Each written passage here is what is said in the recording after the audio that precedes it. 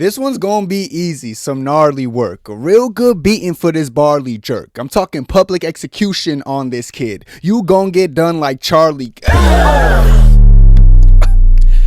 I didn't finish. Let me finish. You gon' get done like Charlie Brown. Now, if y'all don't know Charlie Brown, like the voice actor, he got arrested in 2019 for something crazy. But anyways, Khamzat Chimaev versus Sean Strickland. See, people can be sensitive, man. I gotta be careful. See, all right. Jokes aside, though, this fight is such an easy matchup for Sean Strickland. Now, Sean Strickland's gonna get it done. You know, I really feel like Strickland's gonna get.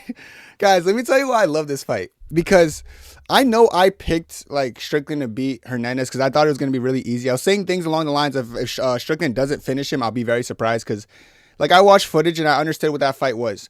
But why this is a good thing, guys, for casuals is because from a casual mindset, you guys got to realize something. In people's head, they thought Hernandez was the toughest fight for Khamzat. I kept saying it wasn't, but they just didn't believe me. But in their head, they're like, wait, Strickland just beat a grappler. Hernandez the best grappler in the UFC. Hernandez was going to beat Khamzat. So to my calculations, if he could beat a grappler, he's going to beat Khamzat Chimaev. Yeah. Oh my God, I've been working out, Shiba. Listen, guys, this is the thing. This is the thing about this fight. It's so easy. Like, this is such a one-sided fight. I think it's kind of hilarious. Of course, the story is about Strickland tapping 17 times in sparring. It's not sparring, guys. Listen. Strickland, the reason I knew he wasn't going to lose to Hernandez because like Hernandez takedown entries are way too basic, and I kind of made that very evident every time I talk about the fight. I knew he wasn't. I kept saying I'd be surprised if he like even holds him down or takes him. Even if he takes him down, I'd be surprised if he holds him down. Hernandez is someone who like capitalizes off people when they're starting to fatigue. That's when you start to see his wrestling, his very basic wrestling, start to excel. Now, Khamzat takes people down not when they fatigue, but when they're fresh. When they're fresh at the most peak they'll ever be via endurance, everything. At the very start of the round, Khamzat goes there and asserts his dominance. Like, this fight's hilarious. And what is another huge thing about this fight that I think is kind of, I don't want to say funny, but like, why aren't we talking about this as much? Imavov getting skipped. Dude, Imavov, you know. Guys, Imavov is he's in a tough spot. Like, this is the thing about Strickland, guys. I don't think people understand how privileged he is. Like, you might know how privileged he is, but you don't know how privileged he is. Sean Strickland got okay, I can't say undeserved. Sean Strickland, he got a title shot against Izzy. Was it undeserved? Yes, but there was stipulation. DDP came out, so they just gave Sean Strickland a shout. And he won. He took advantage of that. I got to give him credit. All right? He goes in there against DDP and tries to defend his first defense, and he loses. Cool. After that, like, you would think you would have to do, like, work. I don't know. Who did he beat after that? I swear it was, like, I think it was Paulo Costa. I could be wrong because there's no way they're going to give him a title shot off of Paulo Costa. But he beat somebody after that. Who was it? It can't be Paulo Costa. There's no way. I doubt they'll do that. But he beat somebody. And then I remember Robert Whittaker knocked out Ikram. And then Robert Whittaker was like, all right, so me versus Strickland, let's get this to get a title eliminator out the way. And Sean Strickland said, and I quote, I will not fight again unless for the title. Now, we don't really see that much. Last time I saw someone say that was Bilal Muhammad after, like, I think it was Wonder Boy or something, or somebody. And they just didn't give him a title shot because they're like, all right, sit out forever. But Sean Strickland, like, you know what, Sean Strickland, you deserve it, bro. You beat whoever you just beat. You deserve the title shot. Okay. After losing again, but this time he didn't just lose to DDP. He nearly died in there. He got destroyed for 5 rounds straight. All right. So at that point, in everyone's head, he's out the title picture. Like maybe like 2, 3, 4 fights. Maybe you're even in the conversation again. You'll be lucky. Maybe you get a rematch with Izzy. You know, go against some like a rematch of Imavov, Kyle Berhalo. There's so much up and comers he could fight. But when that's happening, Imavov's chinning Izzy. Like chinning him. Like, yes, Strickland beat Izzy, and Imavov chinned my favorite fighter. Okay, I'm not proud of saying that, but it is what it is. Then Imavov schooled Berhalo. Like, he schooled him so bad. Like, just schooled him. And Berhalo's one of the better prospects, right? So at this point, it's obvious. Well, I'm saying obvious, but I know it didn't happen. But it's obvious that Imavov should get the shot. Strickland says, hold my bear. Let me beat Anthony Hernandez. And I knew this was going to happen, but I got to be fair. Like, a lot of casuals didn't know Strickland was going to easily beat him. I think I was the only person in the world actually saying Strickland by knockout. I don't think anyone else said that. I could be wrong. Someone can fact check me there. But I knew how easy that fight was for Strickland. I knew he was going to win. Like, so it didn't surprise me, but maybe people are, like, really surprised by it. That's my only other guess. And sure, he did finish him. Strickland's not known for finishing, but I did see the finish coming. But that's another scenario where he gets one fight, then goes and actually fights for the title. Back to back. Guys, in the last like 380 days, guys, Strickland has been like 3 title fights. Like DDP twice, and now he's getting another shot. Keep in mind, DDP didn't get no instant rematch treatment. I'm not saying he deserved it, but let's be real. Sean Strickland, after getting 50-45 by DDP, he doesn't deserve to be in title talks for a long time.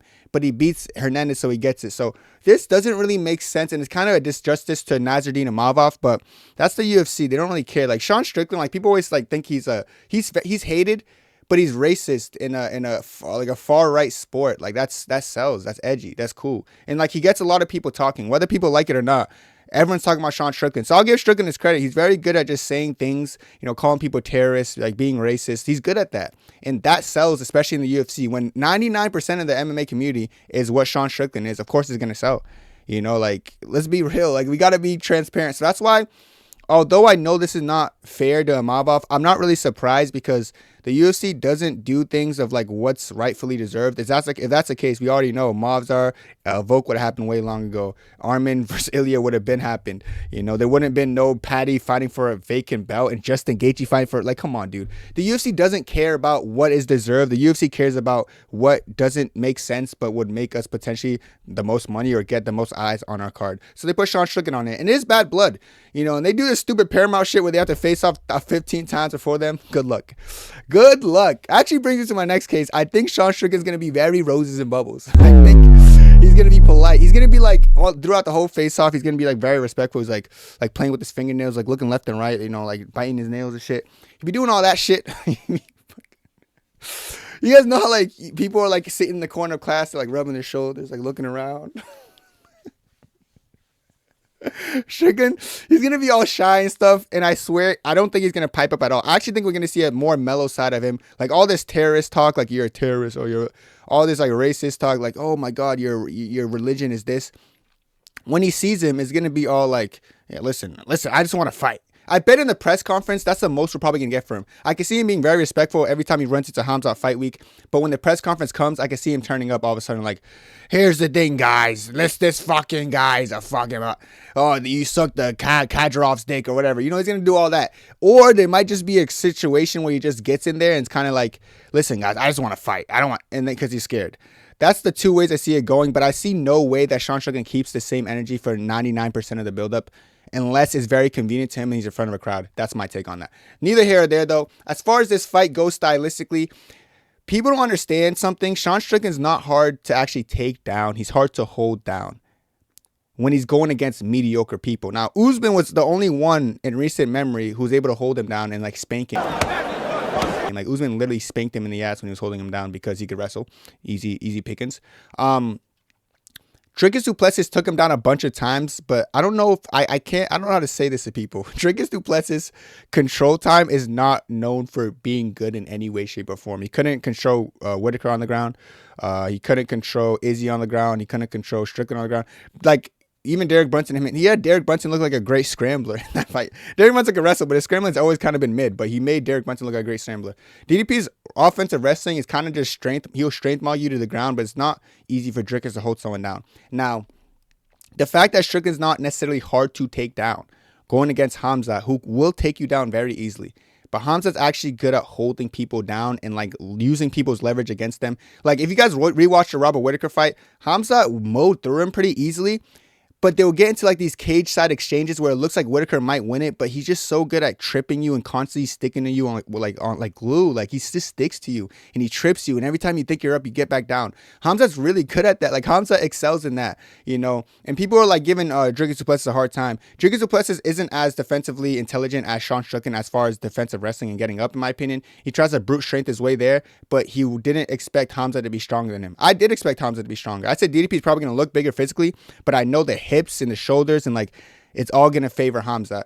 Strickland is not ready. Well, he's ready because he got tapped out 17 times in practice, but I'm saying like in a fight it's gonna be even more full force. So I don't think Strickland understands how this is gonna be like a 3-minute fight max. Very easy fight to pick. But I am enjoying this because I know that like when I'm saying these things I'm saying right now, a lot of people in the comments or some people will be like, dude, Strickland beat Fluffy. Fluffy's better than Khamzat in my head, so he's gonna smoke him.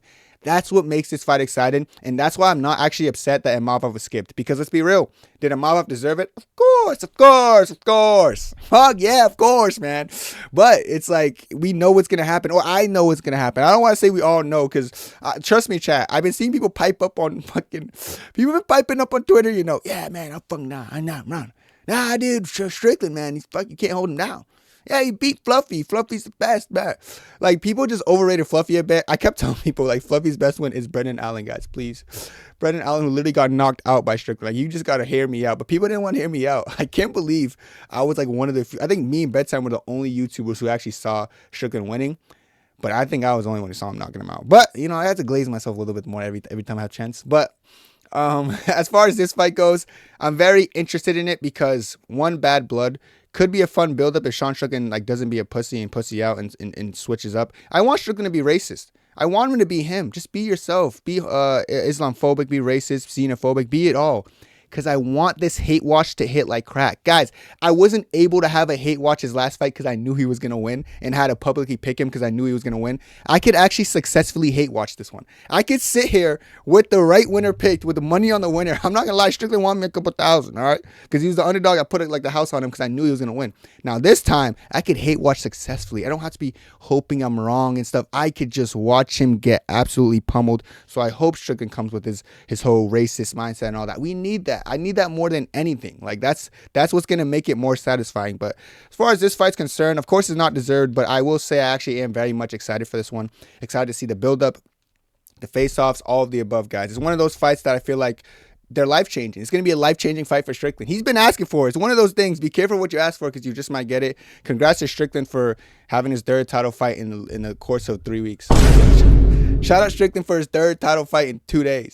Shout out Strickland, man. 3 title fights in 2 hours. This guy's a dog, man. Fuck. He just can't escape the title picture, you know. For somebody that UFC claims to hate, I'm about to go on another rant, guys. Get ready for another rant. I'm sorry. Buckle up. Because I got to talk about it, you know. Chat. Arman doesn't deserve the title shot for why? I'm going to ask you that for why. You're going to be like, well, Kenny, Arman does things like headbutt people, blah, blah, blah, and does things mean to people and almost throws main events by headbutting people. Okay, cool. What does Strickland do to DDP in the crowd? What did he do in him? He punched. Okay, so he started a fight. Like an actual full-on, not just a headbutt and leave. A full-on fist fight where he was actually punching him behind the head and trying to hammer his head in, you know, in front of Gilbert Burns' son. I don't know why I added that part. In front of Gilbert Burns' son. His son was traumatized. Kid's like 6, dude. Fuck. He was looking around like, bro, dad. What happened? You know, that's kind of a guy Strickland is, man. Oh, man. And like, no one's going to like take him, that's great promotion. You know, Arman does a headbutt, or Arman, like, is getting smacked in REF, so he stands up for himself. Dude, he has no business here. And Arman on the mic, I'm not even going to compare Arman on the mic to Sean Strickland on the mic, because we could get into what's more controversial. Arman saying, yeah, I think I'm going to smash this guy. And Sean Strickland saying things about, like, just his homophobia and just, like, being racist and calling people who follow the religion of Islam terrorists. Which is more controversial? But my point is, like, I know people are going to be like, okay, well, you're making a valid point. So why are you making these valid points for no reason? The reason I'm making these points is, like, you could do whatever you want as long as you're a white American in the UFC. I said it. Like, if Arman Sarukian wasn't Armenian and... Dude, and I can't, like, Arman's so much more entertaining than him. So, like, it's hard for me to grasp this. Like, Arman's the type to take you down and try to kill you and break open your face with ground and pound. Sean Strickland's the type to literally jab and teep in the most boring 25-minute fight possible. So, a fair argument for someone, if they're intelligent, be like, okay, but Kenny, isn't Strickland way more entertaining? But now they can't use that argument, so there's literally no justification of why people like Sean Strickland can start fights in crowds, can call people racist slurs and all this stuff and still get promoted, while there's people like Arman Sarukian who stands up for himself or gets frustrated here and there and crashes out, and then, you're never going to get a title shot. This guy could do what he wants and get a title shot, so, and not just a title shot, 3 title shots in the course of a year.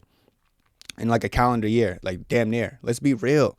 Over the course of like 390 days, this guy's getting 3 shots at the title. And in between those title shots, he's not like he's being wicked active and winning 3, 4, 5 fights. He's winning. He got the title shot against Izzy for no reason. Just got lucky. He won it. Congrats. He lost to DDP.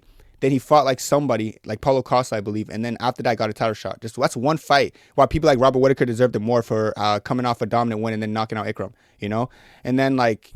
Wait, Robert Whittaker, I'm pretty sure, beat Paulo Costa, then knocked out Ikram. Sean Strickland just beat Paulo Costa. And they were like, you know what? Who should we give it? Yeah, who should we give it to, man? Let me think about it. Okay, so one beat Paulo Costa in a boring decision. And then another one dominated Paulo Costa and then knocked out Ikram. Give it a guy who beat him once. Like, bro, like you would think that you probably think I'm lying like right now. Most people might be like, okay, he's lying. No, I'm being this is actually the truth that happened. Blows your mind, eh? So like the truth of the matter is Sean Strickland just staying in the title picture just means that he's privileged. And privilege is something you got to be happy for. So congratulations to Sean Strickland for being that privileged to getting put in a title shot again. But this one is not what he thinks it is. Yes, his last title fight he got embarrassed 50-45, but there's worse ways to go out. And I think Khamzat's going to show him a worse way. Yeah, you might have got 50-45 by the guy Khamzat just 50-44, but I do think you're going to see a quicker fight because I do think Strickland's willingness to get up more so than DDP. Well, not like DDP didn't want to get up, but like Sean Strickland's like intelligence of getting up, he's probably going to end up giving his neck. Because the thing about DDP, if he was to like turn and try to get out of stuff, he would have to give up his neck, which would ultimately lead to a choke. Sean Strickland will get done like DDP if he just doesn't want to make moves. Like, you know, that's I know JDM and Islam. JDM would like try to make a move, Islam will grab the neck, and then he would surrender the move. It could look like that if Sean Strickland's scared. But if Sean Strickland actually wants to get up, he gets submitted. So it's up to Sean Strickland when he's in there how he wants to lose. If he wants to lose by a quick submission, it will happen. But he has to try to get up. If he just wants to like not risk getting submitted, you know, I just hope Khamzat's been training with Arman Sarukian and learn some ground and pound so you could fucking punch his face in on the ground. Just punch it in and then choke him. You know, Arman Sarukian's grappling style is way more entertaining than Islam and Khamzat. And I'm not saying Islam has a boring grappling style.